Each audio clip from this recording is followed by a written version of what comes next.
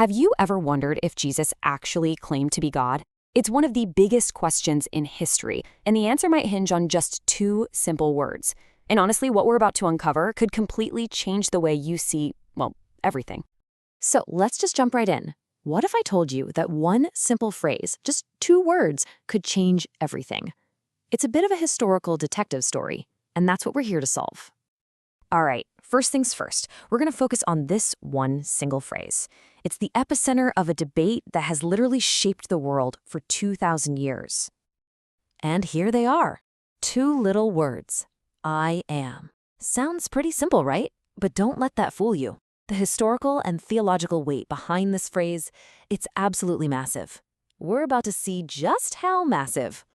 Okay, so to really get why these two words are so explosive, we need to hop in a time machine. We're going way, way back to a lonely desert mountain and an encounter that sets the stage for everything. All right, try to picture this. You've got Moses, right? He's a fugitive, hiding out, working as a shepherd in the middle of nowhere. And then he sees something impossible. A bush that's on fire, completely engulfed in flames, but it's just not burning up. This isn't just a weird phenomenon. It's a moment that's about to change the course of history. And then a voice comes from the fire. It's God. And when Moses asks, "Who should I say sent me?"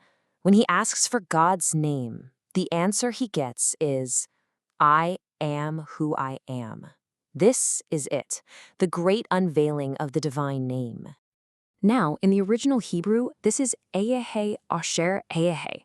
And this is where it gets really profound. This isn't just a name like Bob or Jane. It's a declaration of eternal existence. God isn't saying, I used to be, or I will be one day. He's saying he just is.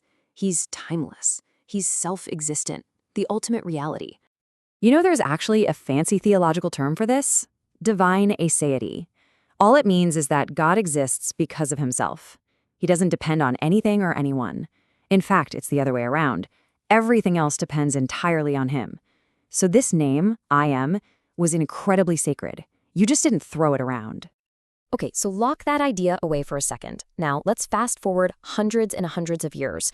We're jumping into the New Testament, where that same sacred ancient name is about to make a comeback in one of the most tense, high-stakes confrontations you can imagine. So the scene is set. Jesus is in the temple, and the air is thick with tension. He's in a heated debate with the religious leaders, and they are not happy with him. They're questioning his authority, and they start to mock him. They say, "You're not even 50 years old. How could you possibly say you've seen Abraham?" And this is the perfect setup for what he's about to say. Pay close attention to the grammar here, because it's everything. It's the difference between was, meaning something that came into being, and am, meaning something that just always is. And then he says it, the bombshell. He looks them in the eye and says, "Truly, truly, I say to you, before Abraham was, I am." Whoa. Notice he doesn't say I was. He says I am. He's using that same timeless present tense, directly echoing the name God revealed to Moses at the burning bush. Okay, so why was this such a big deal? I mean, it's just a verb, right? Wrong. The reaction from the crowd tells us everything we need to know. There was no ambiguity in their minds about what he just did. Let's break down the evidence. All right, let's look at the proof. First up, the language. The Greek phrase Jesus uses here is ego eimi. Why does that matter? Because it's the exact phrase used in the Greek version of the Old Testament for God's holy name. It was like using God's personal signature. Second, the theology. This fits perfectly with all the other times Jesus says I am, like I am the bread of life or I am the light of the world. He's consistently taking on roles that belong only to God. And finally, the nail in the coffin, the context. How did the crowd react? They immediately picked up stones to kill him for blasphemy.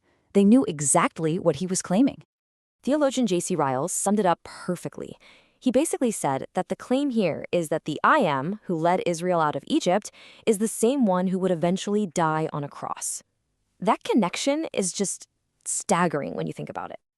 So look, this isn't just some dusty old debate about ancient grammar. This claim has massive, life-changing implications that are just as relevant today as they were 2,000 years ago. So let's circle back to our original question. Did Jesus claim to be God? By using the phrase I am, he was doing more than just saying he was old. He was linking himself directly to the eternal, self-existent God of Exodus. This wasn't just a clever turn of phrase, it was a claim about his fundamental identity. And this is why it matters so much. According to the Bible, believing this claim that Jesus is the divine I am is the key to everything. It really forces you to make a choice. So, after looking at all this evidence, the question really lands back on you. Who do you say he is?